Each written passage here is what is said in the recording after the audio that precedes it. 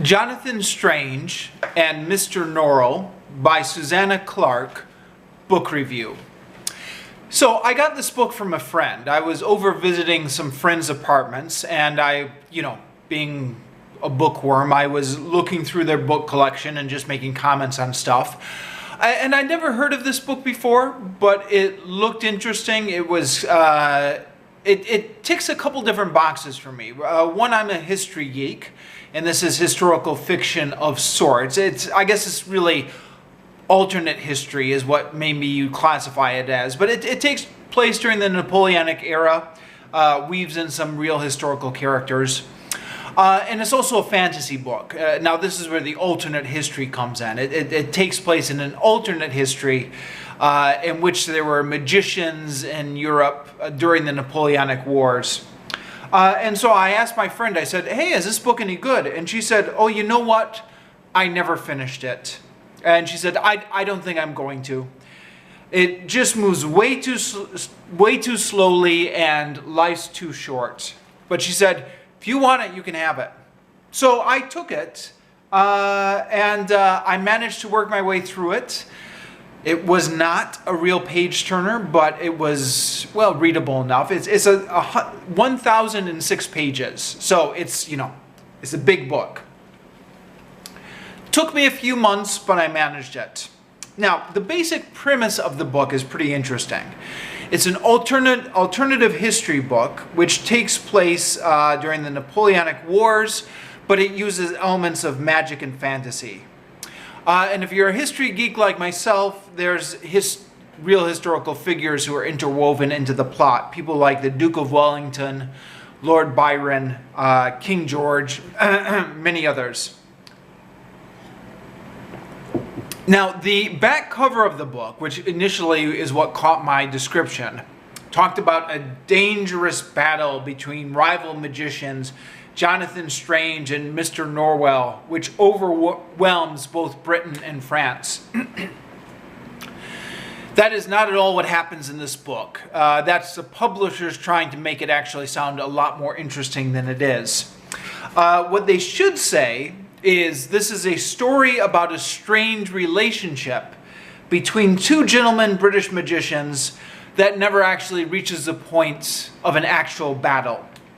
That would be a lot more honest about what's happening in the book, but that probably wouldn't sell as many copies. But that's pretty much what's happening in the book.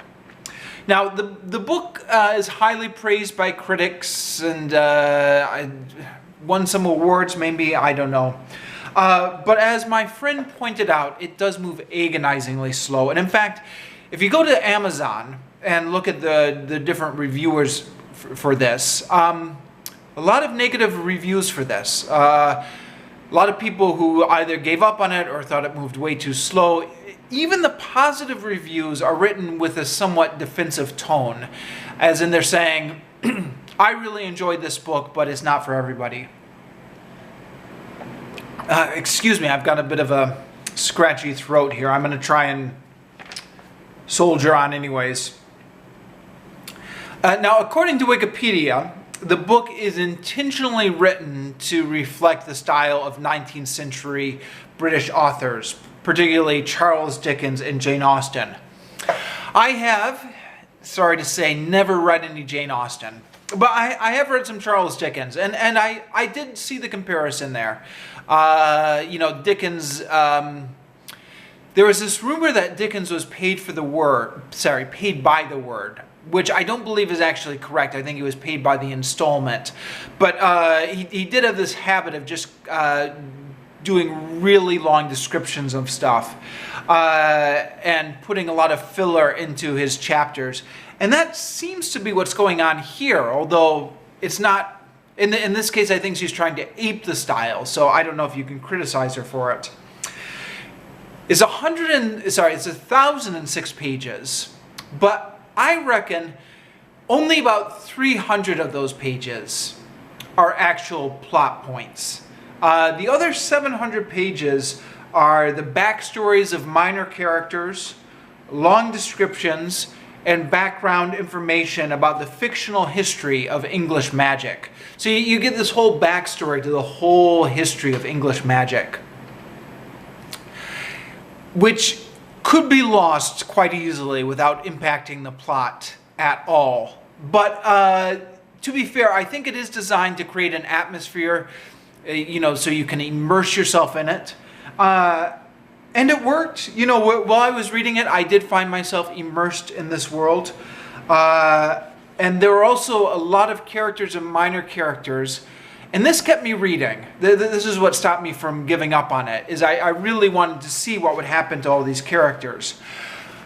But, spoiler alert, nothing much happens at the end. It just kind of peters out. And if I had known that, I don't know if I would have stuck with this book, really. After 1,006 pages and after all that time investment, I was really hoping for something a lot more dramatic at the ending. I'm not really sad I read it. I don't regret this per se, but I'm not sure I'd recommend it to anyone else either. Or maybe I'd recommend it with caution. I had a friend, actually, who left a comment on my original review of this on the blog. He said, quote, "If the first 100 pages don't pull me in, I'm gone. And these first 100 pages seem to do their utmost to send me off. The Dickens-Austen comparison is scurrilous. Hell, why didn't she throw in Shakespeare and make it the perfect British trifecta?" I responded, yeah, it's not the most exciting book I've ever read. I wouldn't call it a complete waste of time, but I'm not sure I'd recommend anyone go out of their way for it. That being said, if you look this book up online, it does have its fans. So, take my opinion with a grain of salt, as always. Some people really do like this book, and it's obvious. I was going to say it could be just me. It's obviously not just me, because there's a lot of people on Amazon and out there who have the same opinion I do. But it is evidence that this book does appeal to some people. So, I don't know. Check it out for yourself. Don't take my word for it.